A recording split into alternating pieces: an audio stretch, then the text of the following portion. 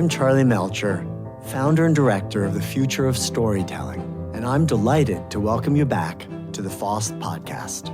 Today we have two guests. First, Dr. Jennifer Aaker, a psychologist and professor of marketing at the Stanford Graduate School of Business, who first joined us as a speaker at the FoST Summit back in 2013 and has since become a regular. She's the author of The Dragonfly Effect and Power of Story, and her latest book, which releases in early October, is entitled Humor, Seriously, which she co-authored with our other guest today, Naomi Bagdonas. Naomi is a strategy and media consultant and fellow lecturer at Stanford Business School, where the two of them teach a popular course on humor. Now, if you're asking yourself, what do two business school professors know about comedy? Well, frankly, I was wondering the same thing a few weeks ago. But I think you'll find from this conversation, as I did, that Jennifer and Naomi's insights about humor and its effect on the human mind are both fascinating and revelatory. I won't spoil anything here, but rest assured that the learnings we discuss over the course of this episode have the power to make you a better storyteller. I'm tickled to welcome Dr. Jennifer Aaker and Naomi Bagdonas to the Future of Storytelling podcast.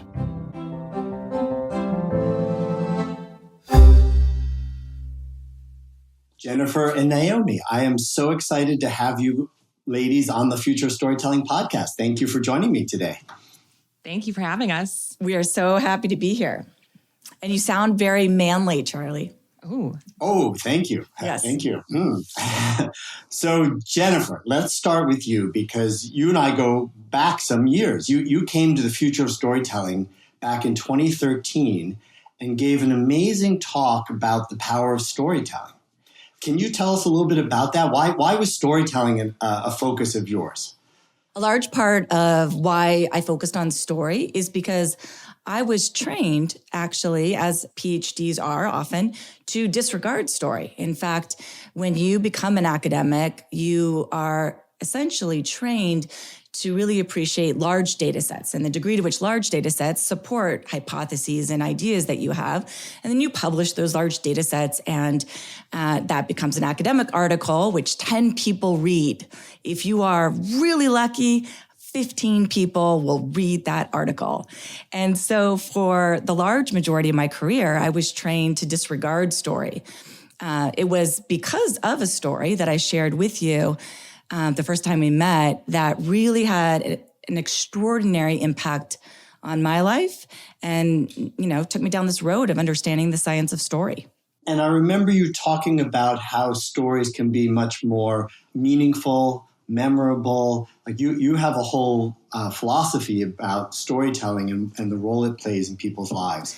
Absolutely. So what research shows is that stories relative to facts and features alone are more memorable, they're more persuasive, and they're more meaningful. And one of the reasons is because when individuals listen to story versus just facts and figures, they feel more personally connected to you as well as the storyteller. And part of that is because we process story with both hemispheres. So neurologically, we actually process the information encoded in story in very different ways than we process just facts and figures alone. And that's one of the reasons why stories become more meaningful, because the audience is neurologically engaged in that information. And kind of a radical idea in the world of business that you should be telling more stories instead of presenting more PowerPoint charts. And you ladies together have just co-written a book called Humor, Seriously?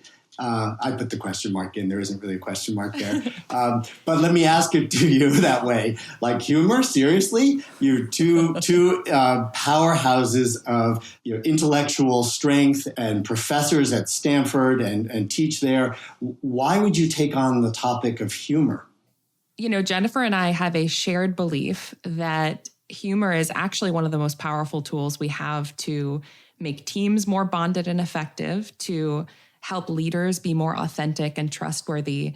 And this is especially relevant to this moment in time to cut through some of the divisiveness that exists in our world and bolster resilience through difficult times. So as one example, we know that humor impacts people's memory. So when people are laughing, they're paying attention, and they're more likely to file what they're experiencing into their long-term memory. This is because humor floods the reward center of our brains with dopamine. So this makes us more engaged in the moment and also makes us remember more of the content after the fact. This is why a Pew Research poll found that viewers of more humorous news shows like Late Night with Seth Meyers or The Colbert Report remembered more about current events than people who consumed that same information from newspapers, cable news, or networks. And we see the same effects in the classroom. So students who are taught class material with humor retain more of the class learnings and score 11% higher on their final exams. Building off of Naomi's insight, we need to tell stories in order to make structural components of the world match, the meaning system that we have in our life. And so a lot of stories put meaning in our journey. So you have epic classic storytelling, like the hero's journey, for example. And what humor does, it puts meaning in certain specific areas like contrast, surprise, and revelation. And moment to moment, these things, contrast, surprise, revelation, have intrinsic value because we're trying to create new things, whether it's paths out of danger or paths to reward. And so humor is this naturally a very good component of what makes a good journey. A hero must find these paths, and humor helps him or her find those paths. So similar to story, humor is a component of meaning making in our day-to-day. So tell me a little bit about how it works in your brain. I mean, what's chemically happening when you laugh or hear a good joke?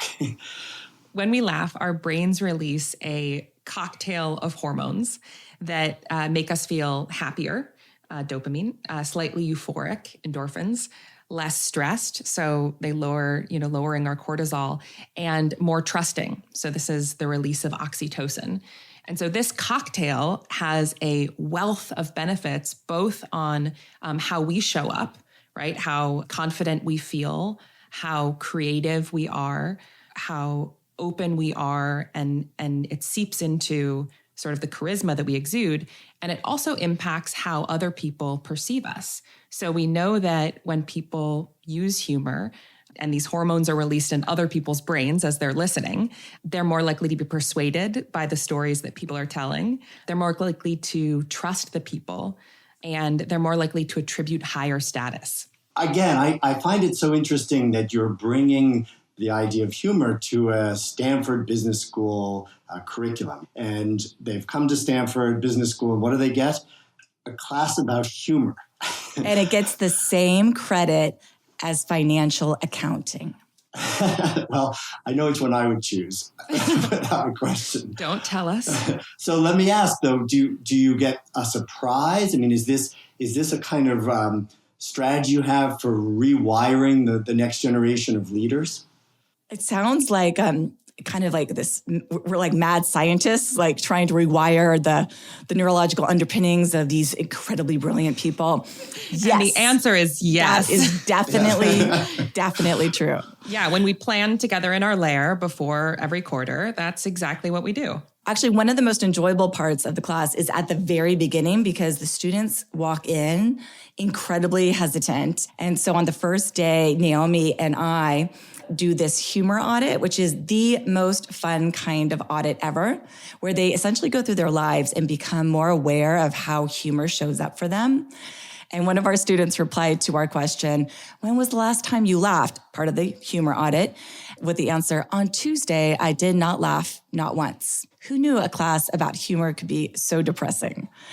But by the end, the students report having so much more joy in their lives. They became more generous with their laughter and simply noticing opportunities for humor that would have otherwise passed them by. I love the idea of a humor audit. Tell me about this concept of the humor cliff. So what we find is that people essentially fall off a humor cliff around the time they enter the workforce. And what that means is that they stop smiling and laughing as much, and they stop believing themselves to be funny. You might understand this relatively intuitively, but it is a more serious issue than you might think. So consider that the average 4-year-old laughs 300 times a day. The average 40-year-old laughs that many times over the span of 2.5 months. So we have, in many ways, lost our sense of humor. By the way, this is why dad jokes with an audience of 4-year-olds really crush. So if you say, I don't trust stairs, they're always up to something, a 4-year-old will die laughing, and we will be a lot slower to laugh. But what we find is that this also stems from a misperception that we have to be serious all the time. We have to have a facade of sterility, of professionalism in our workplaces. And because of that, we go to work and we leave our senses of humor and so much more of ourselves, so much more of our full selves at the door. As Jennifer mentioned, this is actually really detrimental because not only are we missing out on the upside that humor can have, but we're also not insulating ourselves well from the very real stressors of the corporate world that humor can really help buffer us from. So telling jokes or being humorous is a way to unlock creativity. Is that right? It lets you sort of be at ease. Do you think that that's one of the great benefits of humor? Yeah, absolutely. It also increases resilience, which means something right now where the large majority of us are doing, remote work and under very stressful conditions. And in fact, there was one large-scale study conducted in Norway, which is, renowned for its sense of humor as a cultural imperative. And in that study, it was a longitudinal study, and researchers asked individuals not just how much humor and, propensity to laugh they had in their life, but also they measured a host of health benefits. So in this particular study, women that scored high on the use of humor had 48% lower risk of death from all causes, a 73% lower risk of death from heart disease, and an 83% lower risk of death from infection.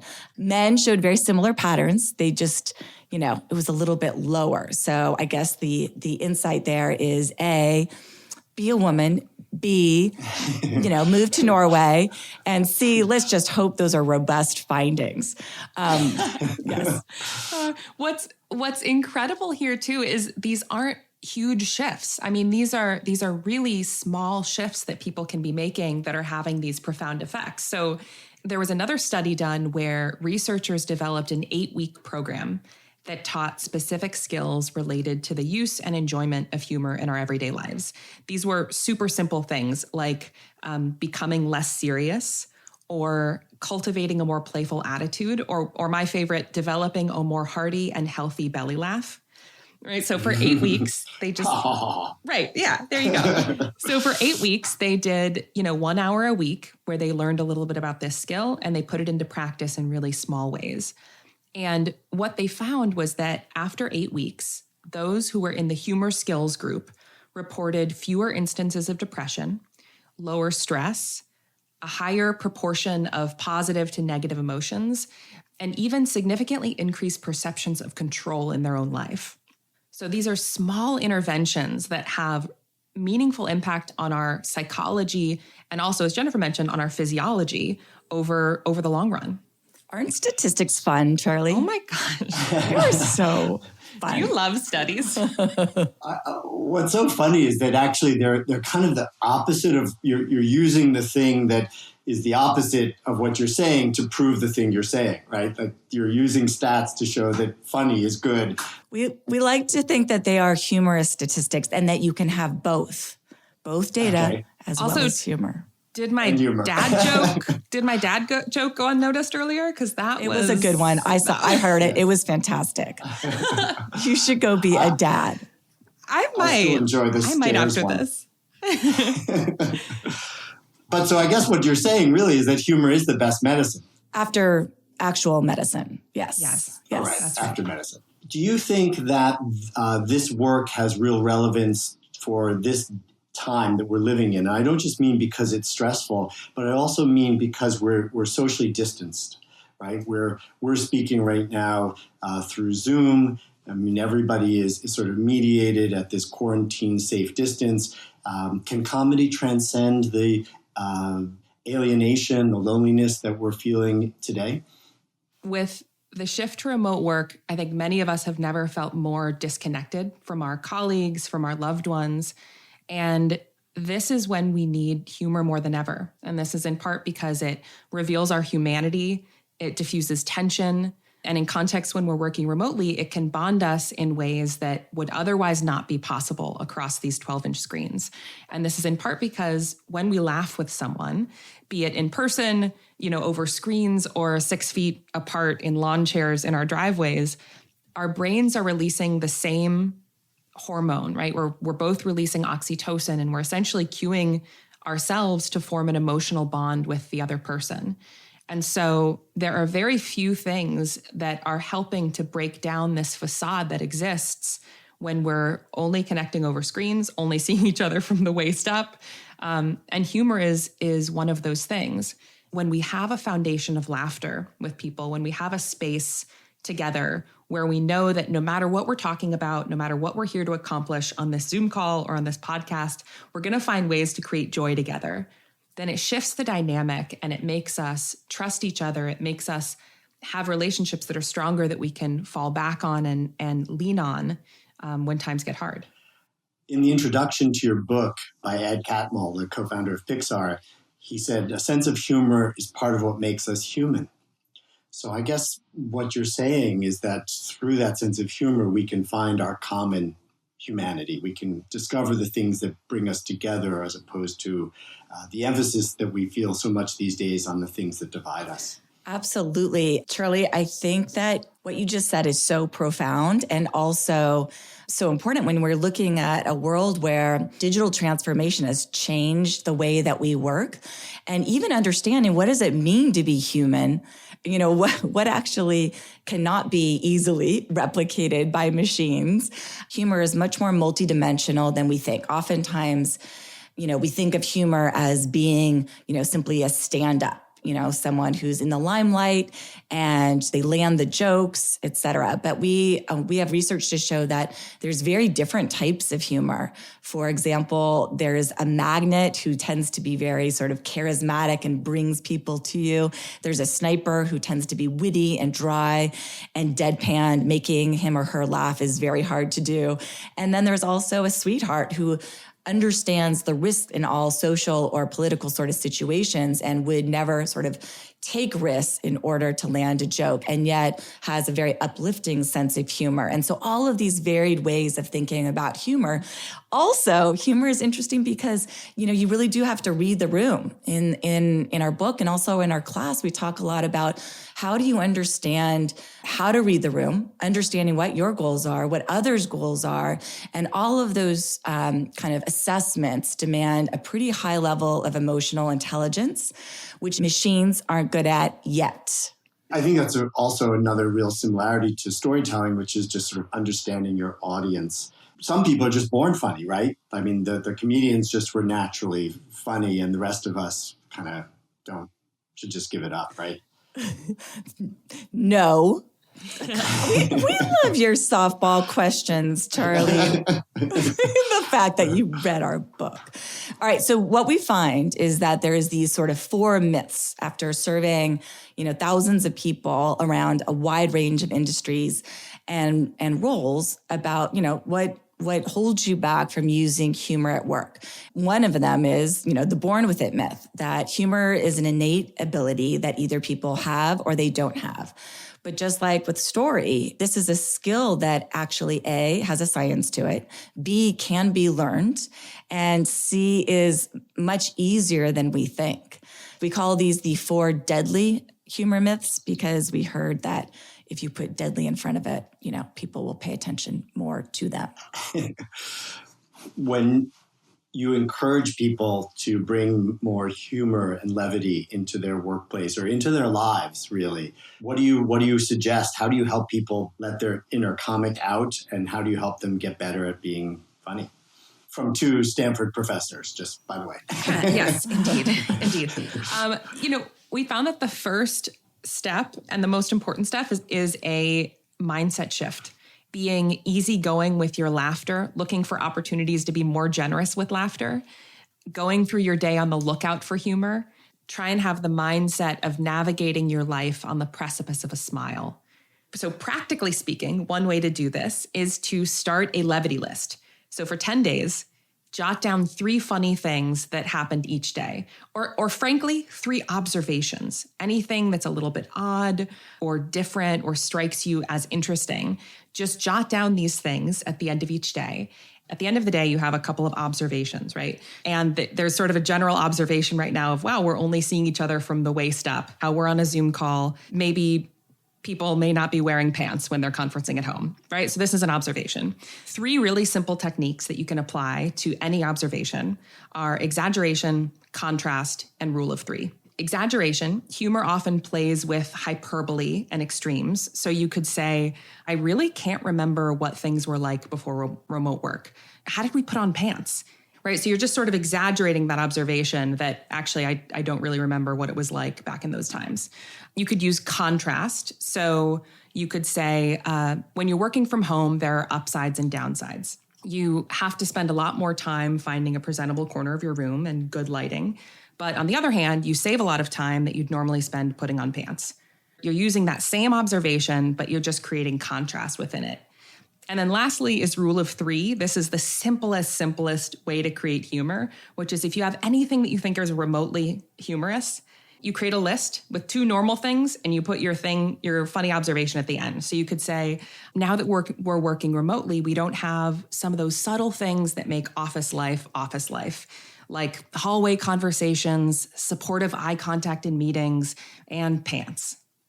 I think that pant one's a great example because, these days I've been wearing a lot of skirts. And so, oh my, Charlie, you're getting funnier as the minutes go on. Oh my gosh. I'm just trying to learn from you both. Okay.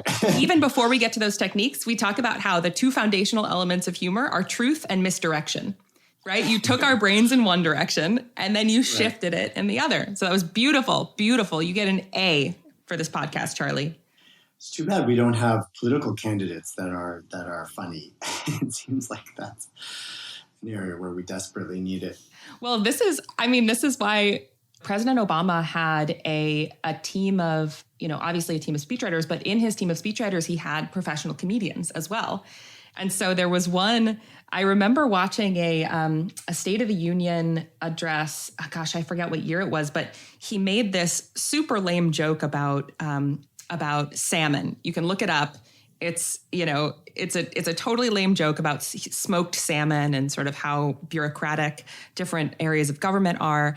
And I remember watching it and going like, okay, he's got a sense of humor. That was funny, but not thinking much of it.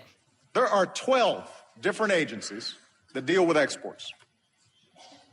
There are at least 5 different agencies that deal with housing policy. Then there's my favorite example. The Interior Department is in charge of salmon while they're in freshwater, but the Commerce Department handles them when they're in saltwater. I hear it gets even more complicated once they're smoked. Well, the next day, NPR surveyed their listeners on what's the word or phrase that you remember most from this hour-long State of the Union address. And the most remembered word was salmon. And so there's a reason too why our politicians would benefit from having a bit more humor. And actually, Ronald Reagan had a list of jokes that he would use. Like literally, he had a compilation of jokes that he would not only sort of use in different environments, but actually he would add to it. And so it was ever fresh. So it's really quite remarkable to see, how politicians have used humor in different audiences for different reasons, but he's actually best practice. There's a 10-year delay in the Soviet Union of delivery of an automobile. And only 1 out of 7 families in the Soviet Union own automobiles. There's a 10-year wait. And you go through quite a process when you're ready to buy, and then you put up the money in advance. And this happened to a fella, and this is their story that they tell, this joke. That this man, he laid down his money, and then the fella that was in charge said to him, okay, come back in 10 years and get your car. And he said, morning or afternoon?